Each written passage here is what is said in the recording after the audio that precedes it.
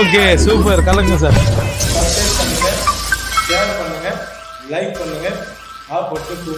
வணக்கம். ஜிபி முரசு talkies YouTube channel உங்கள் அனைவரையும் அன்புடன் வரவேற்கிறது. ஜிபி முரசு டாக்கீஸின் இன்னைக்கான திரை விமர்சன நிகழ்ச்சியில நாம் பார்க்கப் போற திரைப்படம் ரகு எல்லோரு, ரமேஷ் ஜனார்தன் செலுத்தி, ராகோ யோகேந்திரன் தயாரிப்பில் இரா கோ யோகேந்திரன் இயக்கத்தில் ரக்ஷன், மலினா, தீனா, ராகுல், ஸ்வேதா வேணுகோபால், முத்தழகன், மெல்வின், முனீஷ்காந்த், அருண், அகிலா, ஆஷிகா ஆகியோர் நடிப்பில வெளியாகியிருக்கும் படம் மறக்குமா நெஞ்சம். படத்தின் கதை என்னன்னா, கன்னியாகுமரியில் உள்ள தனியார் பள்ளி ஒன்றில் 11ஆம் வகுப்பு படிக்கும் மாணவன் ரக்ஷன் தனது வகுப்பு மாணவி மலினாவை காதலிக்கிறார். தனது காதலை கடைசி வரை சொல்லாமல் பள்ளி படிப்பை முடிக்கிறார். ரக்ஷனுக்கு தான் படித்த பள்ளியின் ஞாபகம் அடிக்கடி வந்து செல்கிறது. குறிப்பாக பள்ளியில் தன்னோடு படித்த மலினாவுடனான காதல் நினைவாகவே இருக்கிறார்.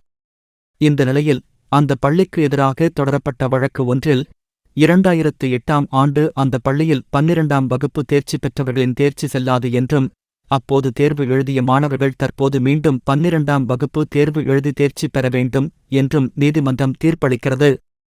இதனால் மீண்டும் அந்த மாணவர்கள் தேர்வு எழுதி தேர்ச்சி பெற்றால் மட்டுமே அந்த மாணவர்களின் தேர்ச்சி கணக்கில் எடுத்துக்கொள்ளப்படும் என்ற நிலை வருகிறது. இதனால் வேறு வழி இல்லாமல் ரக்ஷன் உட்பட அவருடன் படித்த அனைவரும் பள்ளிக்கு மீண்டும் வருகிறார்கள்.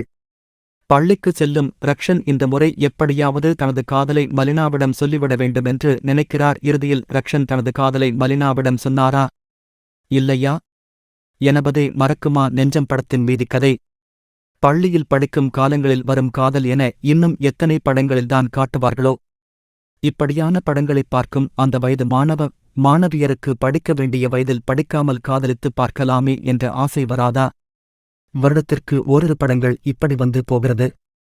96 படம் தந்த வரவேற்பும் வெற்றியும் பலரையும் இப்படியான படங்களை எடுக்க வைக்கிறது. இயக்குனர் ராகோ யோகேந்திரன் அது போன்ற ஒரு படத்தை எடுத்து பெயர் வாங்க வேண்டுமென நினைத்து ஏதோ முயற்சித்திருக்கிறார். ஆனால் நடிக்கத் தெரியாதவர்களைத் தேர்ந்தெடுத்து அல்லது அவர்களை சரியாக நடிக்க வைக்காமல் கோட்டை விட்டிருக்கிறார். இதே மாதிரியான பல படங்களில் பார்த்த காட்சிகள்தான் இந்த படத்தில் மீண்டும் வந்து போகிறது. 208 தேர்வு எழுதியவர்கள் மீண்டும் மறுதேர்வு எழுத வேண்டும் என்பது மட்டுமே புதிதான ஒன்று. கொஞ்சம் நிதானமாக பேசினால் பள்ளி மாணவர் கதாபாத்திரத்தில் நடித்துவிடலாம் என ரக்ஷனுக்கு யார் சொன்னது என்று தெரியவில்லை. அப்படி நடித்தால் அப்பாவி மாணவராகத் தெரியும் என்று நினைத்துவிட்டார் போலும். பள்ளியில் படித்த போதும் மீண்டும் பள்ளிக்குச் சென்ற போதும் ஒரே மாதிரியே நடித்திருக்கிறார். ரக்ஷன் காதலிக்கும் பெண்ணாக மலினா. படம் முழுவதும் அவர் வந்தாலும் மனதில் பதிய மறுக்கிறார். அவருக்கான அழுத்தமான காட்சிகள் எதுவும் இல்லாததே அதற்கு காரணம். ரக்ஷன் நண்பராக தீனா பேசிக்கொண்டே இருக்கிறார். காமெடி என நினைத்து அவர் பேசுவது ஒன்று கூட சிரிப்பை வரவழைக்கவில்லை. இவர்கள் கூட்டணியில் உள்ள அந்த ஒரு தோழி ஸ்வேதா வேணுகோபால் மட்டும் கவனம் ஈர்க்கிறார். வழக்கம் போல சில டெம்ப்ளேட் நண்பர்கள், எதிரிகள் கதாபாத்திரங்கள், சென்டிமெண்ட் கதாபாத்திரங்கள் என இப்படத்திலும் இருக்கிறது. 208 படித்தவர்கள் மீண்டும் பள்ளிக்கு வருகிறார்கள். ஆனால் ஒரே ஒரு வகுப்பில் உள்ளவர்களை மட்டுமே, அதுவும் ஒரு 20 பேரை மட்டுமே காட்டுகிறார்கள். பட்ஜெட் பிரச்சனை போலிருக்கிறது. பள்ளி, கல்லூரி கதைகள் என்றால் பாடல்கள் ஹிட்டாக வேண்டும். அதை செய்யத் தவறிவிட்டார் இசையமைப்பாளர் சச்சின் வாரியர். பள்ளியை வளைத்து படமாக்கியிருக்கிறார் ஒளிப்பதிவாளர் கோபி துரைசாமி.